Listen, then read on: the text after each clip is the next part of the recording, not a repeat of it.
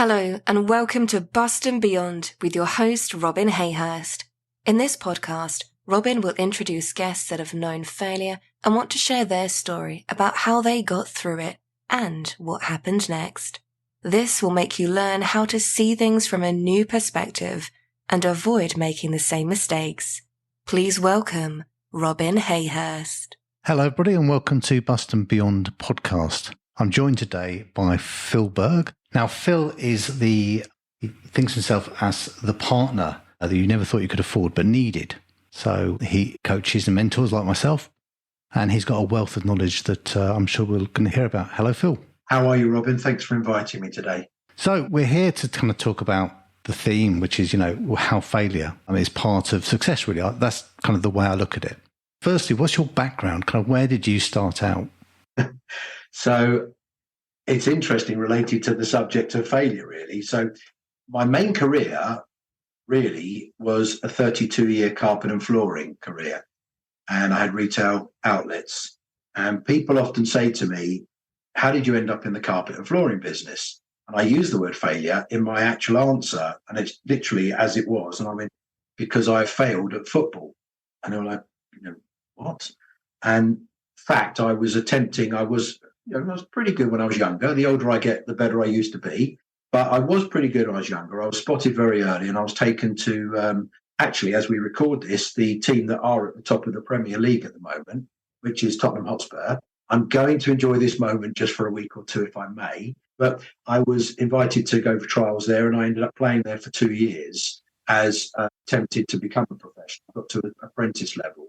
I then got released and there was my first kind of, oh my God, I'm not good enough. So I got released, but I got invited at the same time, which I didn't realise this goes on, to QPR, Queen's Park Rangers, where I played there for a year. And at Spurs, I was not very good. I'll actually say that. I was overawed. My parents weren't into sport, so they dropped me off and kind of picked me up. And if it was a kind of, how did it go? If I explained it, it went in one ear out the other. So kind of failure or rejection has been all around me, really, most of my life from that point of view. And I was working part-time in a carpet and flooring company at that time until I became a professional footballer. And the reality was I got released, mucked about at school because I genuinely thought I'd be a footballer. No one told me I would be, by the way, but I believed I might be. And therefore, I stayed in the carpet and flooring business. So 32-year carpet and flooring revolved around sales, was the career that was my main career at the age I am, purely and simply because I didn't make the grade at football. But, all of those parts of our beginning life, from my experience, leading on to even what I do now, which is crazy compared to being a carpet and flooring salesperson, I just believe it's all part of a journey. Yeah, I've just watched the Beckham documentary on Netflix, which I really enjoyed, actually, because I don't follow football particularly well. Actually, I used to, as a kid, because my neighbour had 2 tickets for Spurs and 2 daughters, but every game he took me to see, we lost. So I kind of gave up on that. I thought, why would you do that? So I blame Spurs for me not following football, really. Yeah, well, that's all right. You haven't suffered too much because it's been painful following it. So you've been all right. You've done okay. But yeah, that was the journey, really. It was through, I'm sure we'll talk about the definition of failure, but through what I saw was a failure, turned into what do I do next? And I think it creates the platform for who you become, I think. Yeah, I think it's all about learning. What did you take from your failure to become a footballer? Looking at the Beckham documentary, he was so focused. That's his life. His life was football. That was it, know. But his father was really his driving force. And if you didn't have parents who were into football, did you have that focus? I may have done, but I would say when you're young, it wasn't drawn out of me. So it was kind of why I said, and I don't blame, there's no book on being parents. My parents did the best, whether good, bad or indifferent, they did their best. So there was no driving force. For example, we trained twice a week at White Hart Lane, at the ground actually. In the summer, we trained at a place called Cheshunt, which was the original training area. But we trained twice a week at White Hart Lane. And the relevance of that why I'm telling you that is because I used to get 2 buses straight from school, 3 buses, I think it was, and we got paid expenses. So when I say paid expenses, I was 16, got 3 buses, for whatever, 50p, whatever it was 40 odd years ago. And I told them I got a train for £1.50. And on the way home, I bought chicken and chips completely free of charge. So realistically, I was never going to be a footballer. But I never had anyone, relating to what you just said, I never had anyone say, like, what are you doing? What are you playing at? I never had anyone that put me right. So I had desire, but I wasn't pushed. I wasn't challenged, which, funny enough, it's the first time actually in my life that I've actually just connected what I've just said to you to what I do now, because I do mentor and work with business owners who we need challenging. So actually that word's just, for the first time ever, probably has repeated itself after 40 years, because I had it in me. I honestly believe even to today, when I was playing at Spurs, I wasn't good enough, definitely wasn't good enough. I was looking at the stadium all the time, walking in through the front doors thinking like, wow, one day, but no one kind of went, you're not there yet. No one actually pulled me back. Never an arrogance. There was a belief that I thought I was good enough. I wasn't. I didn't have the right attitude. I wasn't arrogant. I actually just thought, well, I'm here now. No one actually said this is the beginning of your journey. I actually didn't know, and I thought it was the end of my journey. Ignorance, not arrogance. Totally. There wouldn't be an ounce of arrogance. There wouldn't be an ounce of arrogance. Yeah. I mean, it's funny because you talk about parents and parents' influence. I mean, my father was, his hobby, he always said his hobby was his job. Yeah. And I think I'm exactly the same place. And I used to think I was quite lazy. I still do actually sometimes. If I'm enjoying something, it's not work. So it's like, I'm not really associating this with working, so therefore I'm not working, therefore I must be lazy. Yeah, and I'm sure if you have a partner at home, she says you're not working. I bet you she doesn't. She says you're working too hard, right? I'm not going to comment because she may one day listen to this. Well, there's the point, because, I always turn around and say, when we have a discussion on our own, we justify everything. So if you ask my wife, okay, is he a workaholic, at the same time as asking me, my no comes out at the same time as her yeah. And I actually kind of get angry with it, because I say to her, I'm absolutely not a workaholic. My definition of a workaholic is you choose to work every hour of every day when you don't have to. I will work as many hours as I choose to do because I can and I want to. I actually have realized that I actually like being busy, because an alternative, not the alternative, an alternative to being busy is not being busy. And then how would that day look? Every single day of every single week, every single year. So I actually quite like being busy. But I think the reality was I believed I was good enough. When I got taken to Queen's Park Rangers at Spurs, I was with two friends. And I'm not going to say we mucked about. We just didn't have that father figure influencing us or whatever. We weren't held down, if you like. At Queen's Park Rangers, it was just me that went there without my two friends. And that was a question of, okay, just knuckle down. I did play very good football, and I played with players that made it, and I genuinely at that club thought I was better than. But, you learn about decision makers versus what you think of yourself. And growing up, I learned that a decision maker and their belief is far more important than what I think if they're the decision maker. So for me, it was a question of facing adversity. I lived my life with choice. And that's what I would say to our audience here, that choice was at the time. I failed at Queen's Park Rangers. They told me to go and play what was Isthmian League. That's different now, probably conference.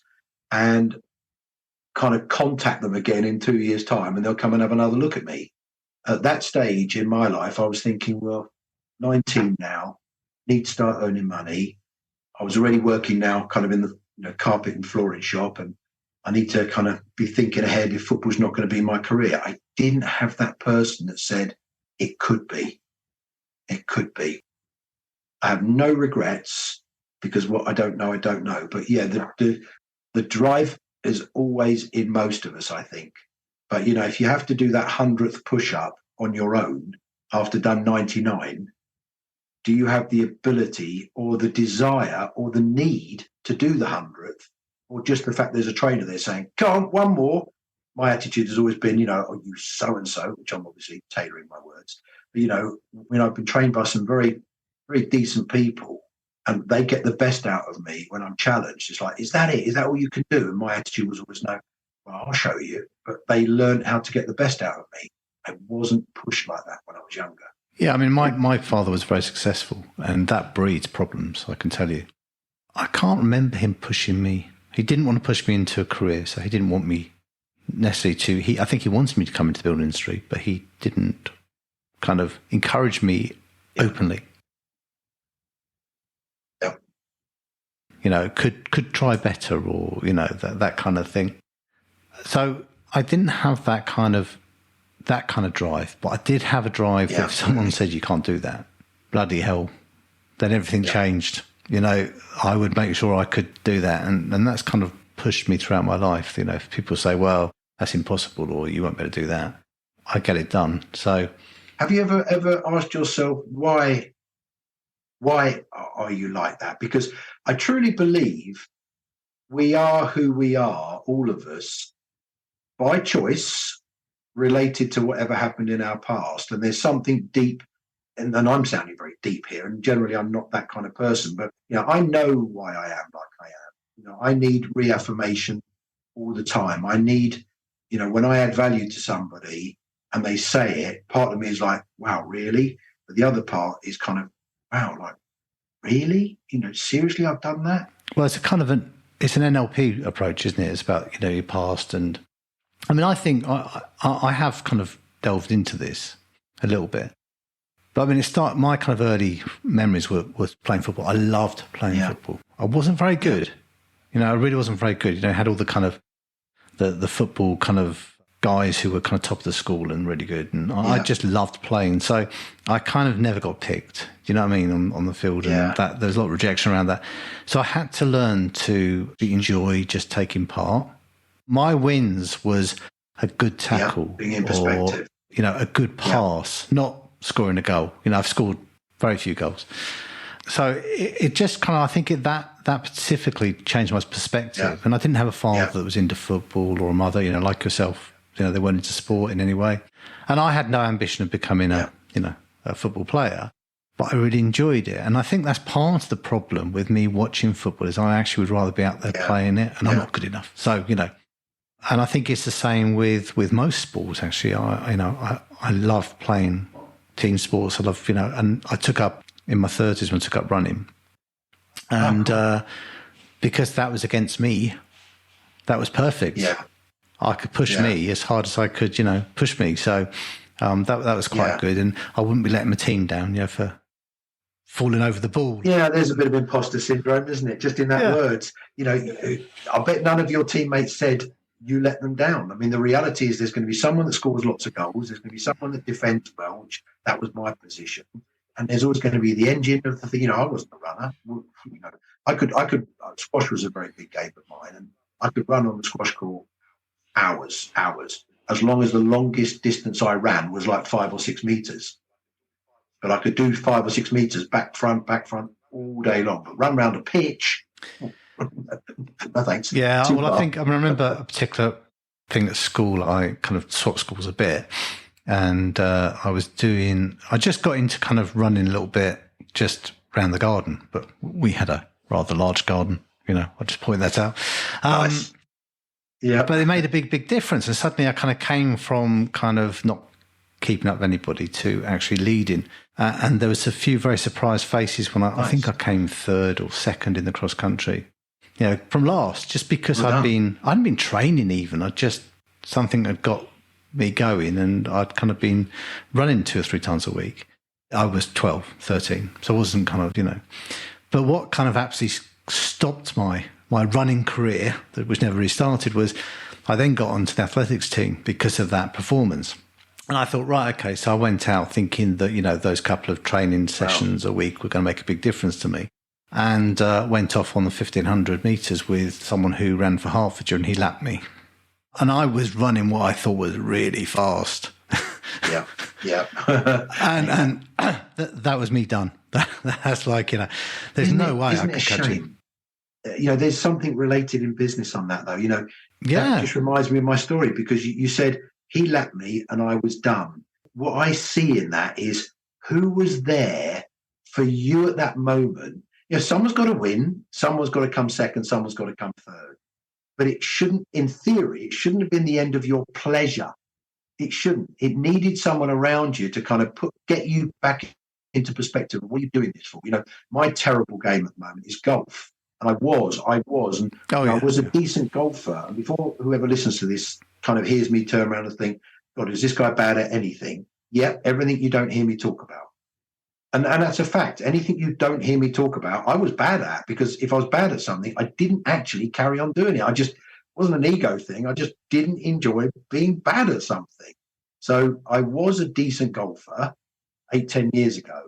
For whatever reasons, excuses, I stopped playing for 3 or 4 years. Genuine reasons, but excuses still work, etc., etc. Change of career, focus, blah, blah, blah. I started playing golf again in the last 2 to 3 years, and I'm really, at this moment, 50-50 whether I carry on or not. And if ever I've been thinking about my attitude, my determination, my desire, in fairness, had I not have played golf years ago, I would have definitely given it up now, because I'd have just thought, it's not for me. But there is something in who we are that makes us who we are.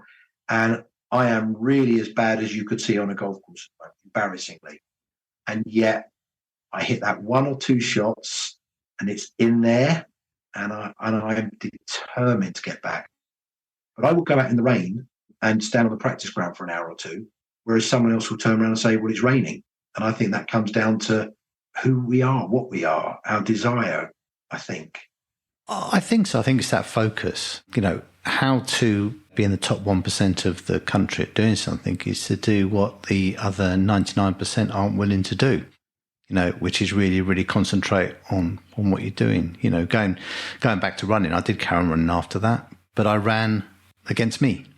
Yeah, well, that's good competition. And that was good competition. And, there's a saying that I love, which, if you try and be better than the person in the mirror, watch everyone else kind of fall at the wayside. Nice. Yeah, very nice. It's very, very true.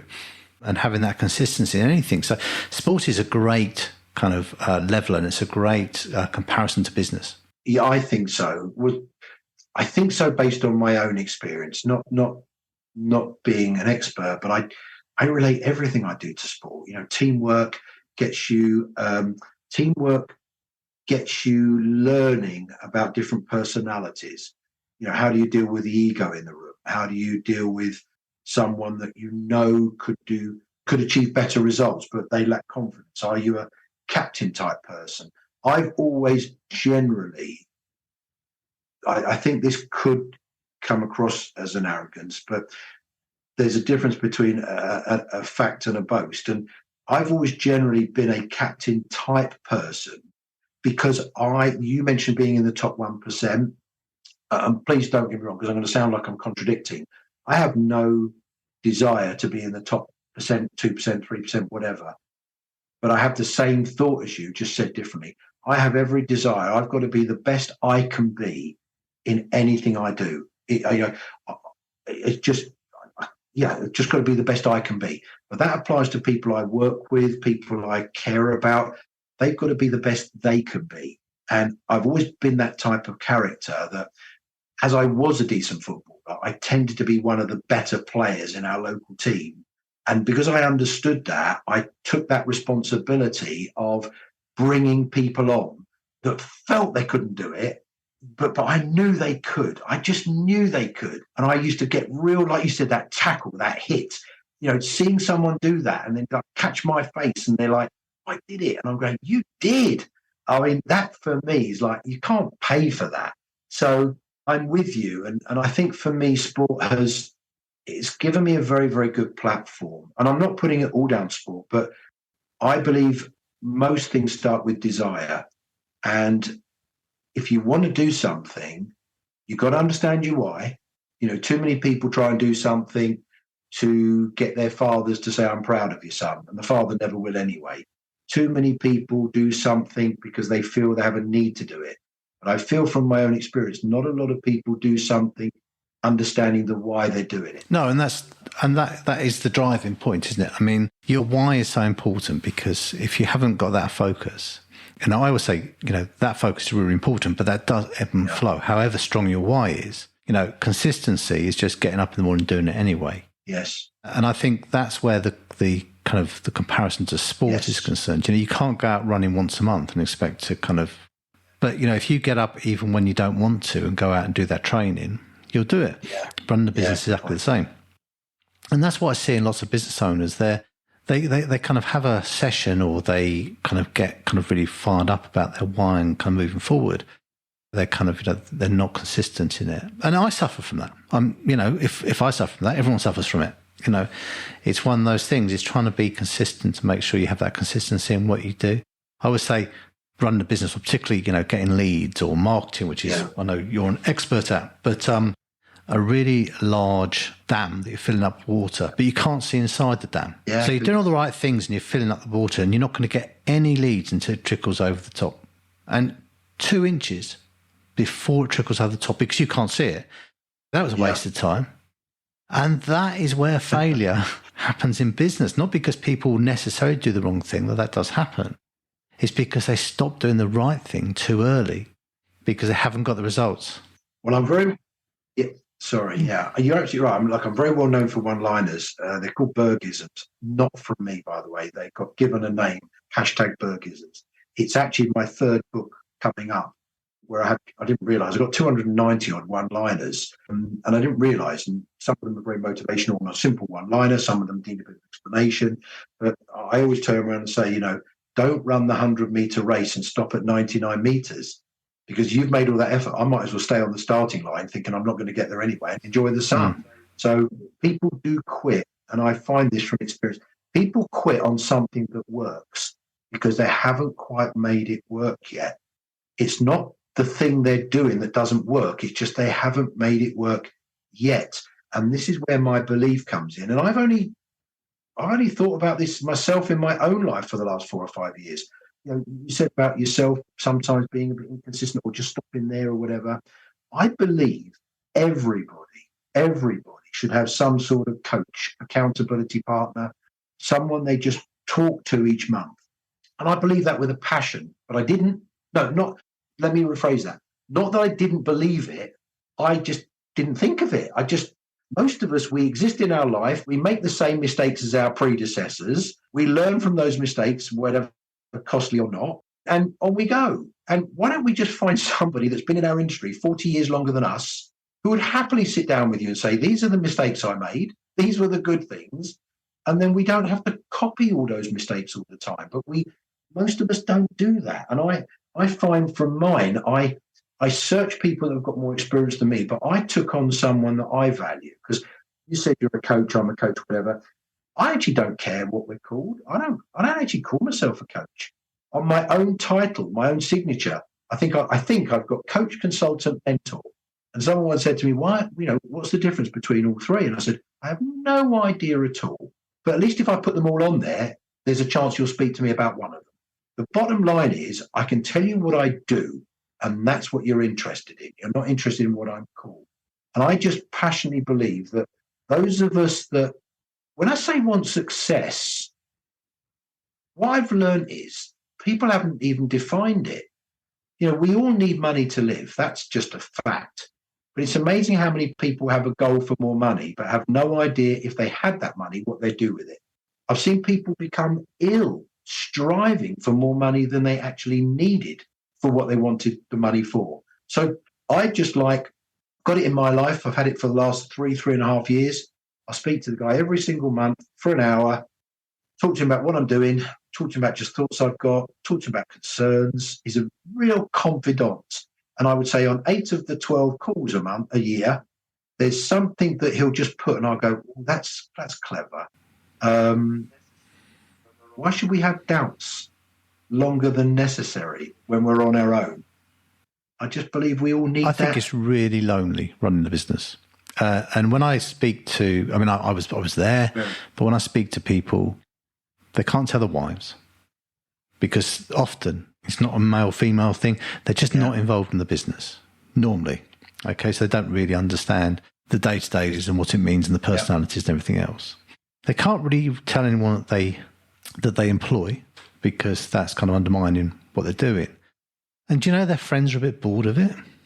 So, they either could be a little bit jealous of them because they seem to be succeeding in business. Remember, businesses always look better from the outside than they do from the inside. Yes, perception and illusion. Yeah. Or they're just not interested, not in a horrible way. They're interested in their well-being, but, they're not interested in the nitty-gritty stuff that someone wants to talk about. So isn't it absolutely paramount that you have someone to talk about that kind of stuff, someone who's been there, that understands it? I believe so. I truly believe so. More so in the last 4 years, Robin. For my own life, I can't sit here and go, oh, why didn't I do this earlier? Because I don't do that type of thinking, because I didn't do it earlier. But I do sit there and think, well, it'd be interesting if I did have that earlier, father figure, whatever. But, I remember the biggest financial knock I ever had in my flooring business was from our absolute best client, bar none. It was a lady that was a property developer, and honestly, we could even phone her and say, well, cash flow is a little bit tough at the moment, and she didn't even have any orders placed with us at that moment. I could literally phone her and say, cash flow is a little bit challenging at the moment. And she'd say, would you like me to put some money in your bank? Knowing that she's going to order X amount with us over the next year or so. So this lady was absolutely what we thought was amazing. And then I had one of the biggest lessons I ever learned. And it wasn't my eggs were in one basket. We had many clients, but she was the biggest and the best by far. And then one Christmas, owing us a lot of money, you'll know what's coming here, she disappeared, literally owing us a lot of money, which we weren't worried about because we've been dealing with her for 6 or 7 years. And I remember driving into Knightsbridge, where her offices were, very nice prestige offices. And literally, I was able to see through the window. There wasn't a desk in sight. It had been cleared out. And I remember coming home. And it was potentially losing business type money owed. And my wife obviously knew about it. And she, well, and I said, oh, she's gone. I said, she's gone. I said, we've been done. I absolutely don't know how I'm going to get out of this. And Jackie turned around, and I don't knock her for this at all. She turned around and, oh dear. She said, what do you want for supper? I've told this story a million times. And my answer, I think it was about 50 odd, £55,000. I'm going back 30 odd years. So she said, what do you want for supper? And I went, what do I want for supper? What do I want for supper? How about £55,000? And Jackie still kind of went, no, I understand that, but you've got to eat. Yeah, and in some ways, she was bringing you down to earth and just getting on with life, because you have to get over these things. It is difficult, and I make this whole podcast has come about because I failed in business at one point in 2015, and it was a lot of money, and it was really scary to go through. And I really feel for anyone who's going through that. And however much they played a part in their own downfall, you've got to feel sorry for them. And they deserve some help and support and everything else. And I was lucky. That I had help and support. I had even had people that were talking about, putting money in, but it just wasn't, I couldn't see a way through it for that. And I wasn't going to make the situation worse. So, I made a decision that we couldn't. And it was a very difficult situation. But wow, the stress around that was unbelievable. And you literally can't sleep. You feel sick all the time until you learn to concentrate on getting through it. And we used to rent offices. So we used to rent out offices. So we had our own offices that we owned. And a lot of them were, they did have loans against them for the bank at the time. But we saw quite a few companies appear. The directors all got Range Rovers, and they bought like these seating which are £1,000 a seat, and big expense. And then 5-6 months later, no one would turn up. Staff would turn up, boss wouldn't turn up. They hadn't paid the rent for that month. Everyone disappeared, and no one would see the boss again. They'd just disappear. So all the staff walking around going, what are we going to do? We haven't been paid. Who's going to close the company down? And, people literally just did a runner. And that's some bad people out there. Yeah. Some very bad people. Well, you say that. If I could have got onto a flight to the other end of the world, never come back, I would have loved that. But I couldn't, and I didn't. And I'm too invested in the area I work in. I'm too invested in the place and the people and my family and everything else. So it wasn't an option, but I do understand people doing it. I'm not saying I condone it, but I understand the pressure and how difficult it is to actually do the day-to-day of dealing with people saying, I've let you down or it's gone wrong. Yeah, I can accept that. I just think the way I'm making and I appreciate it sounds like a judgment. I totally accept that. I just think in all of us, there are different type of personalities and different values. And my values, and I believe I'm very proud of myself with what I'm about to say. I believe I'm a very good communicator. That doesn't mean, I communicate excellently from the other person's point of view. But, if I was that bad, who am I letting down? I mean, when I say who am I letting down, tough decisions have to be made in business. Tough decisions have to be made, and that's a good thing. But I do believe that tough decisions can be made, but you communicate with your team, and you can't control their reaction to whether they like what you say or not. But you can control. I'm not saying this to you, Robin. I'm just saying it to general. I'm a great believer of, I've had to have some very honest conversations. I got turned over by a business partner for a lot of money when I was in my late 20s. And he left the country. And I was solely liable for him and his father's family business that had been established for 65 years. I wasn't even part of the family, but I'd signed an unlimited guarantee against the business, thinking I was signing shares and becoming a managing director. I trusted the guy. It was like family. And the reality for me was it was the lack of communication and the lack of honesty that hurt me and made me resentful. Now, the fact is, had he have said, hey, listen, this is the situation, not with turning me over, that's a horrible person, but, had situations have happened and, been honest, in that moment, you kind of think whatever you think, but over time, you appreciate and respect being respected, having the courtesy of a conversation. So I'm not judging, and I hear what you're saying. We can't judge. People have different demons in their life. We can't judge, but I'm a massive believer of communication, like huge. I remember a guy. I mean, there's a lot of nastiness around us going past because lots of rumours started flying. Yes. About we'd take the money out and we'd done the opposite, put money in. Yeah. And people just like to stir up. And you had quite a few threats, and people threatening to threaten, and people saying that they had stuff on me that and I'm thinking, well, I don't know what it is, but maybe they have got stuff on me. I don't know, and all this kind of stuff. And in amongst this printer that we've been using for quite a few years, I think he was owed about 300 quid. And I met him at a thing 6 months later. He said, I was just very disappointed that no one bothered to phone us up and tell us, And I thought, yeah, I get that. But do you know what? I was struggling to function. Absolutely. I was dealing with people that were owed 100 grand, which I couldn't let that carry on because they would gone bust. So I was trying to do deals, which, let's be honest, they might not have been as clear cut as they could have been. To make sure that these people were getting some money and getting paid.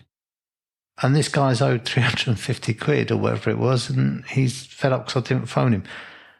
But that's the honesty bit, isn't it? I mean, honesty is a double-edged sword. It's great to say we're very honest, but honesty is about telling people things you don't want to tell them as well. 100%. I think I give him right. But the difference is I give him right without blaming you.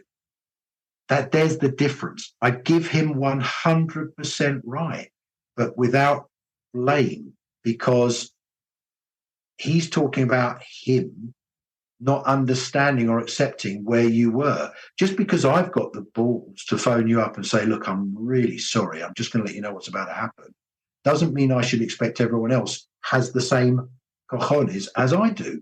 Everyone differs. But in the moment, emotion is far more powerful than logic. People have fights and arguments on emotion, not on logic. Where does logic come into let's smash each other to pieces?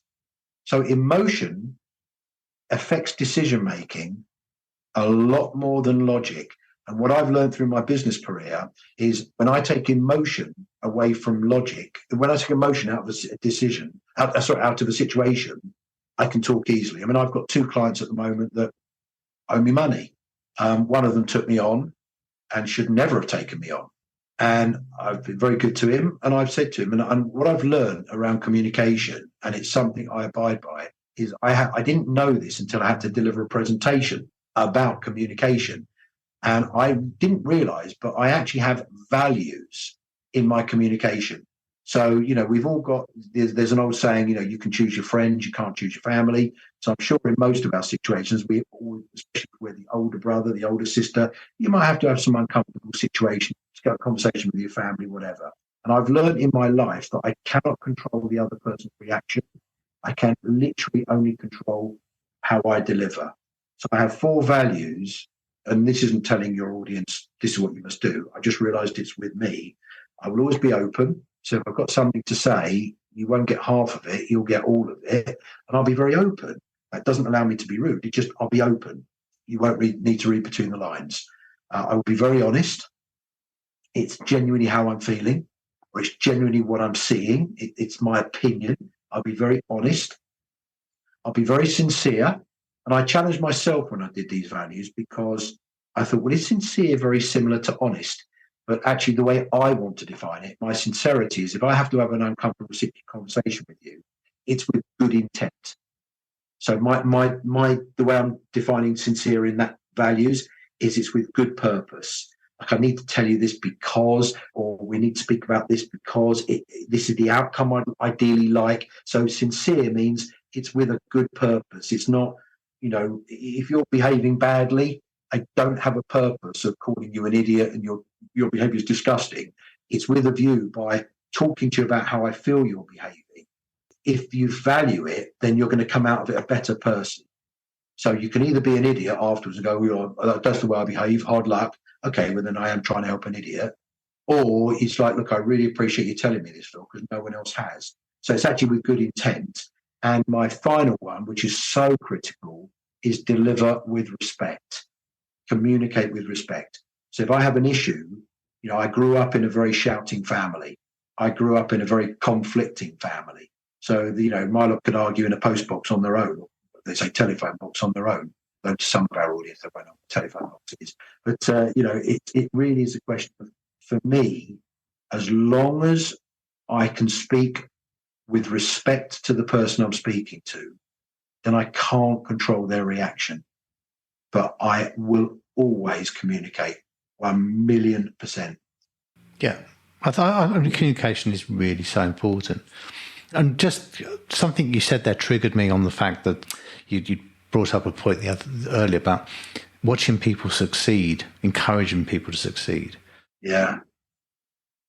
Because I think you were talking about sincerity, and I think that's so important around that. And I've worked out lots of stuff in the last 5-6 years. That is one of my greatest pleasures in life. Nice. I almost to a selfish point. I love it so much. I've always been, I think I've always been a giver. I'm always disappointed if anyone gets me anything, because it's never quite what I had in mind. But I love giving. And my wife says I'm terrible, because actually what I'll do is I won't buy her anything because I can't get her the thing I want to get her. That's that, because she says, why don't you just get me something? I said, well, yeah, but I wanted to get you that and I couldn't get that. So, and that's one of the things that she minds about.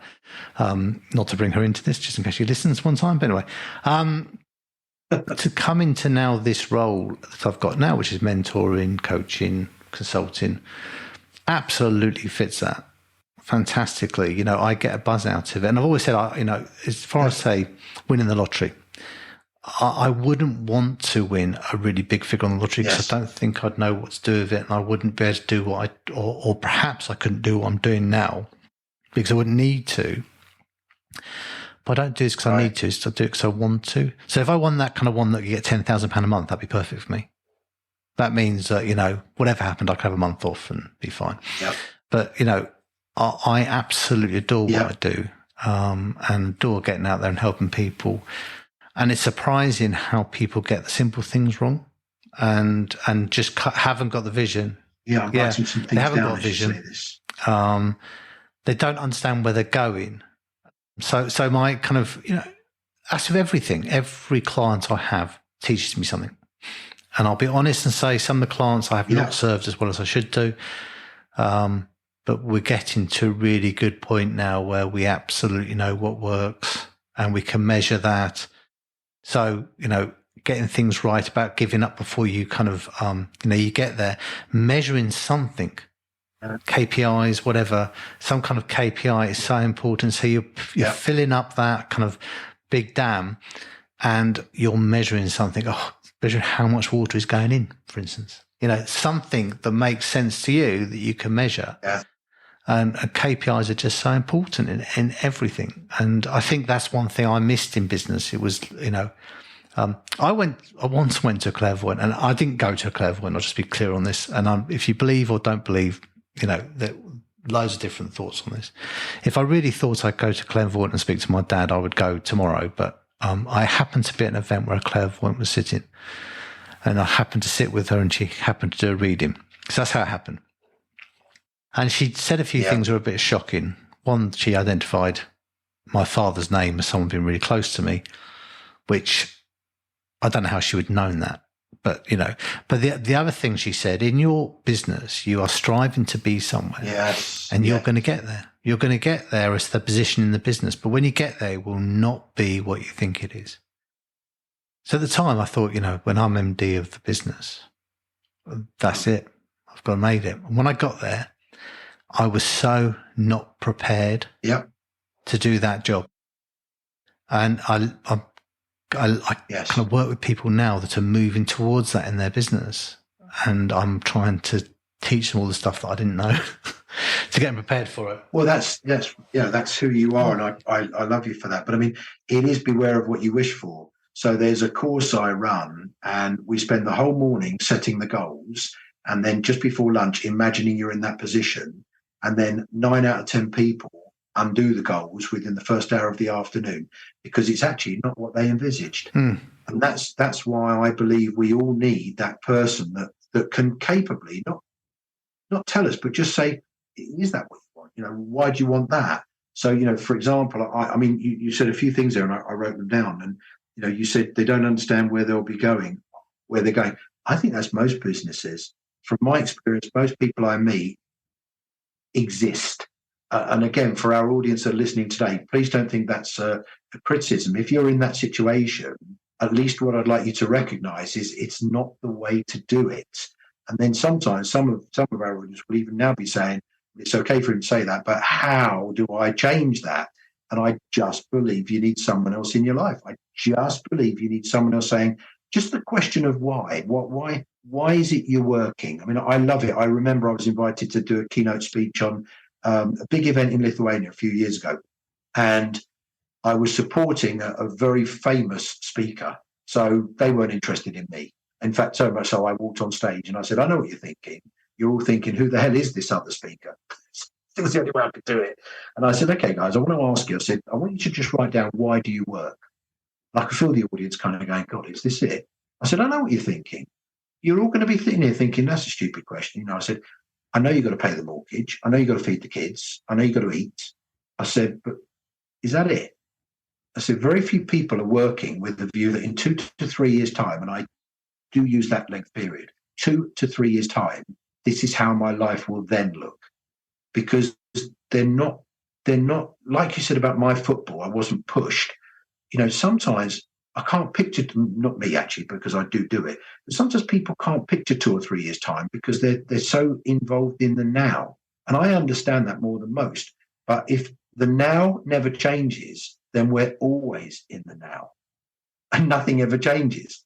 So I'm a great believer of we've got to work out where we are now, and we've got to work in a way that what can we do to position ourselves so that in the next 2 to 3 years, life can be the next step forward.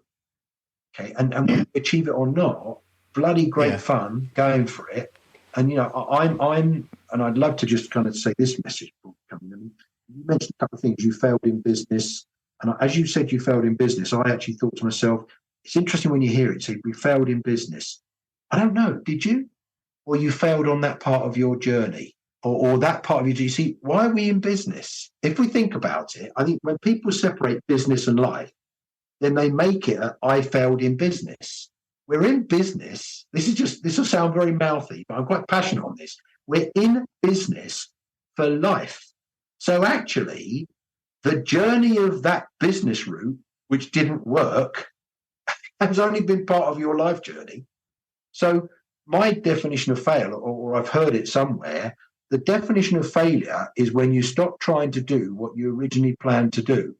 That's what I heard from someone was the definition of failure. I thought, I like that, because you were working at that time in your life, in whatever business, doesn't really matter, as part of your journey to earn income to live the life that you want. Well, you're still. Well, I mean, I'd say to that, I absolutely, yes, my business failed, but I absolutely could not do what I'm doing now without the experience of that failure. Definitely. There's no way. It's most probably quadrupled the experience and the things I know to do right now. I couldn't agree more. Because not only did I have that experience, I then kind of really reviewed it, and the first year was everyone else's fault. Yes. But beyond that, I worked through it and reviewed it. A lot of the stuff I ask people to do and get people to do isn't stuff that I necessarily did. It's stuff that I should have done. Yeah. So, I actually look at other people who do what I do, who haven't failed, and think, you don't know the half of it. I love that. I love speaking to you. I mean, there's you remind me of a famous Nelson Mandela quote, which, again, I wish I knew some of these things younger, but I didn't. And I love this quote. He said, I never, ever, ever lose. I either win or I learn. And mentally, which I go back to emotion now, mentally, stuff happens. Circumstances change, which we can't control. The reality is that success comes from dealing with it.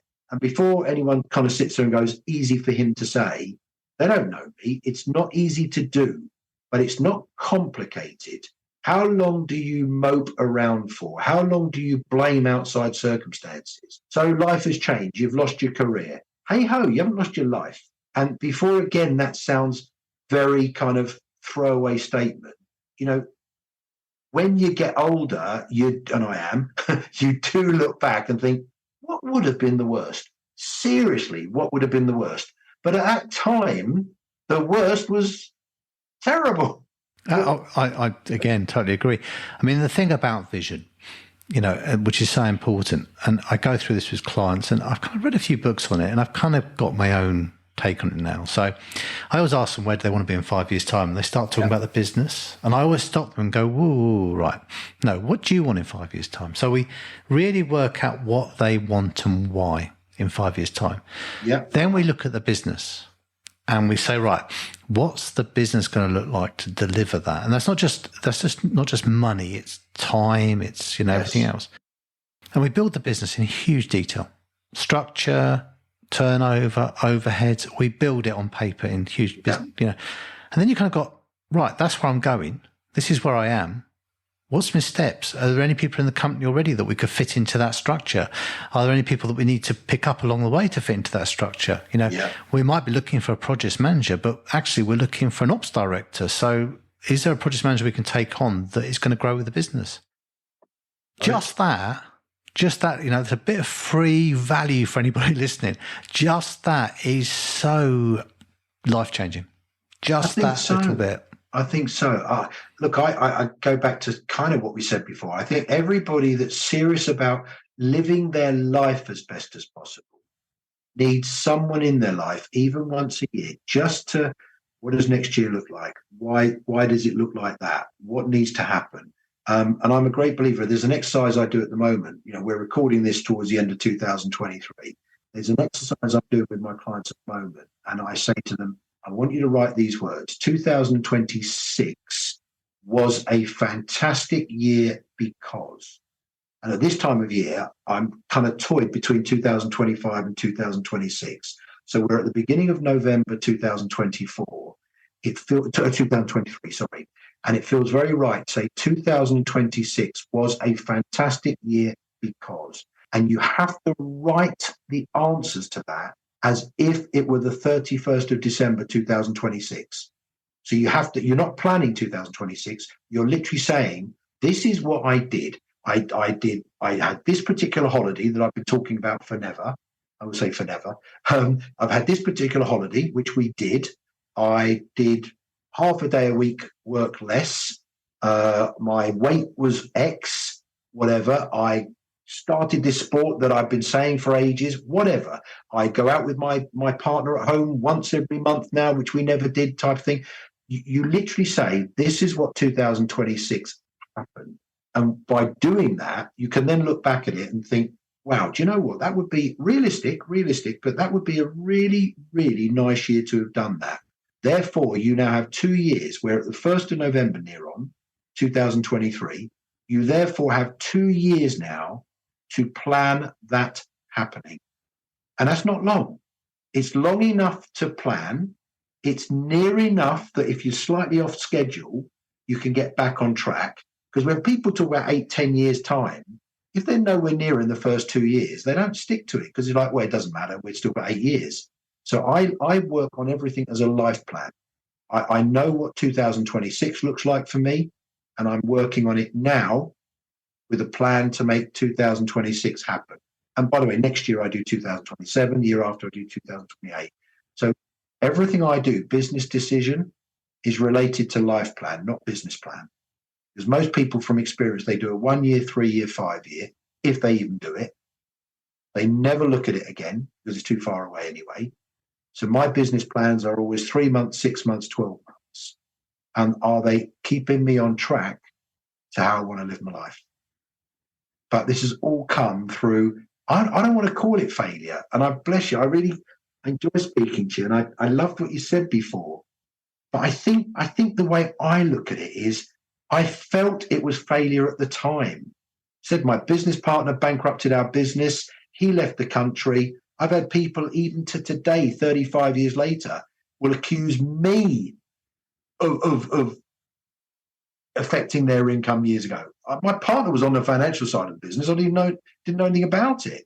So I can't affect that. But I don't look back and think now it was failure. I just look back and think that was a bad moment, wasn't it? And it really has made whatever the future looked like, it made it. Absolutely. I see that. And maybe failure is the wrong word. Maybe it's learning from challenges.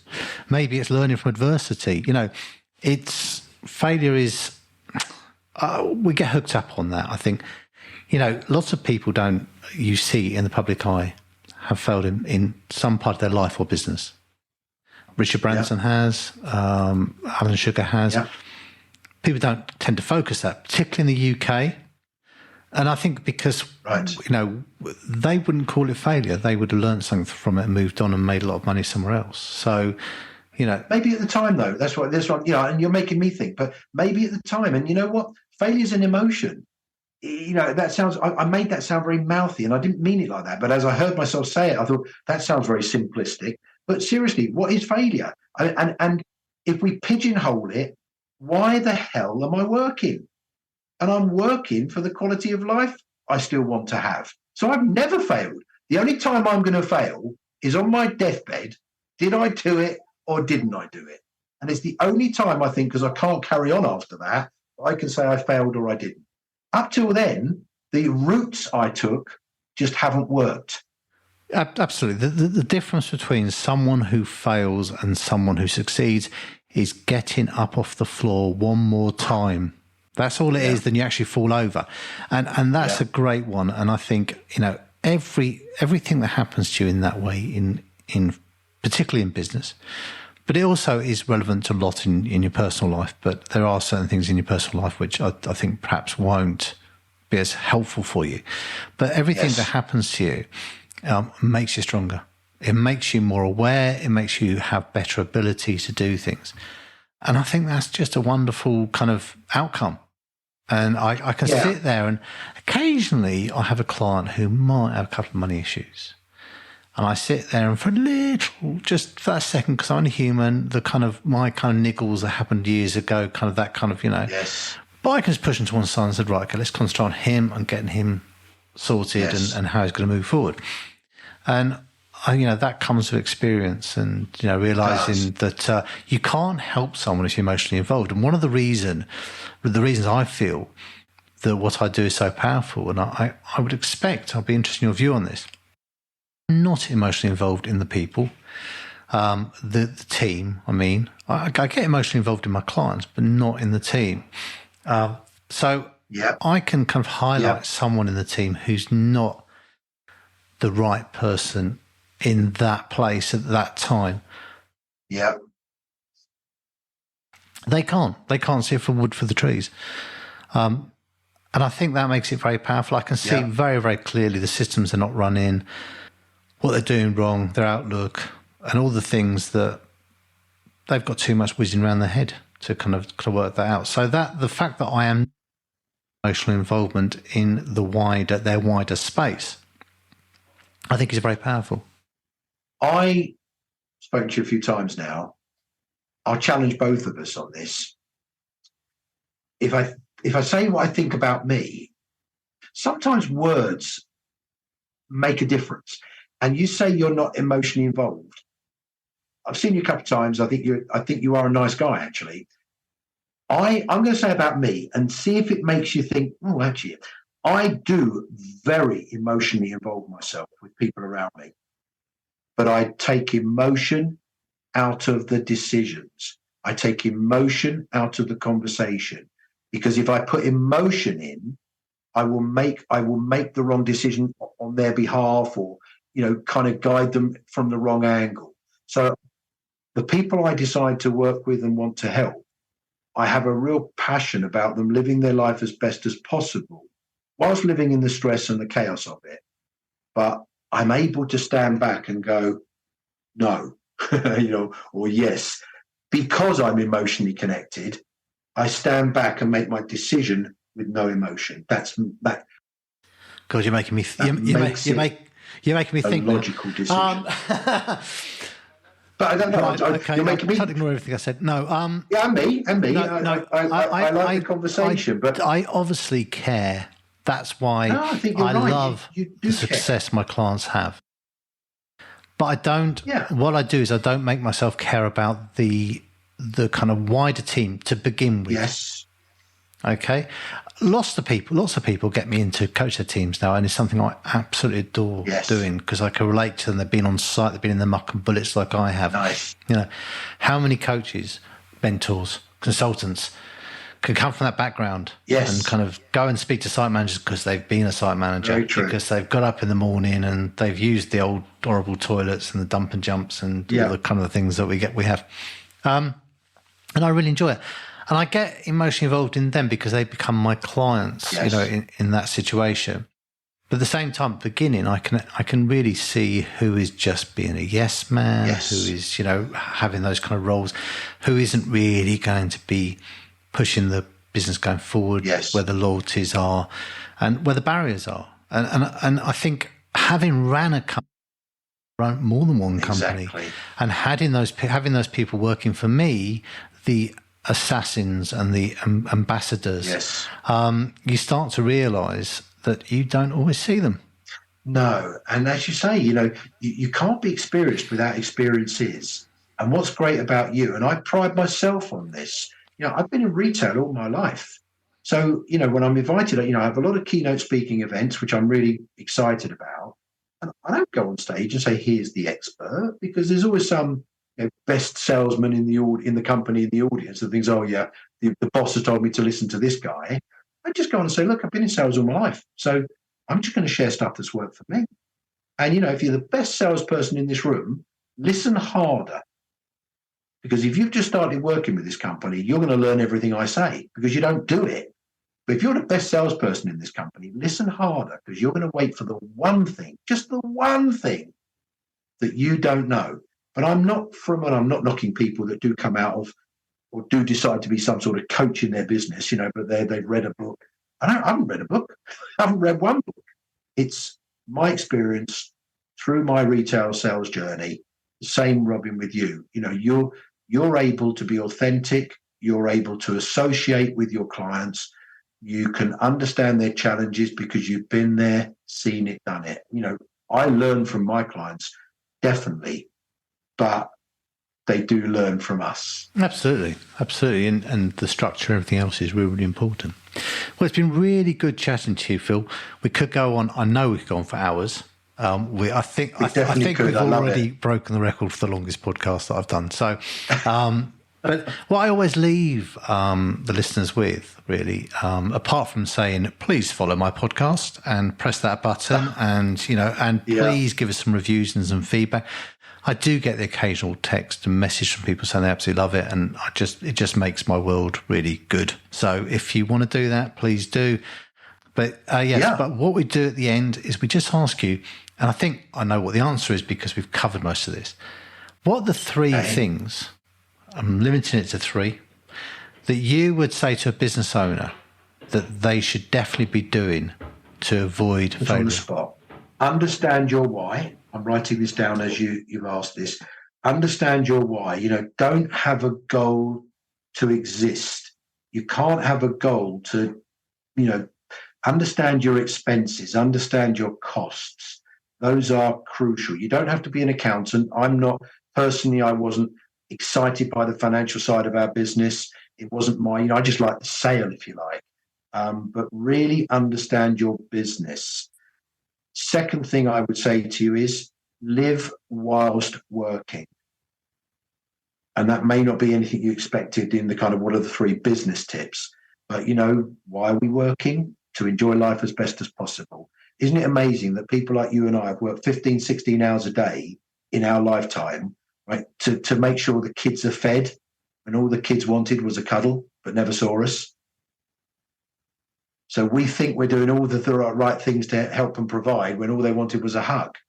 And the reality is we all know people that have passed away young, middle-aged, whatever. And I would say, ladies and gentlemen, put this in perspective. You've got to make sure that included in the way you work is the way you live. If you have a partner at home, do you go out once a month, just the two of you? And don't use excuses, but. You've always got to say yes if instead of no because. Because on your own, we'll always come up with a no because. I can't because. It's not, I'd like to, but. What about yes if? Remove ever the words no because. Replace it with yes if. So just make sure you have good moments whilst living in the stress. And I would say make sure you have a life plan and your business plan fits inside that. Not a business plan and your life plan fits inside that. Well, that sounds very powerful.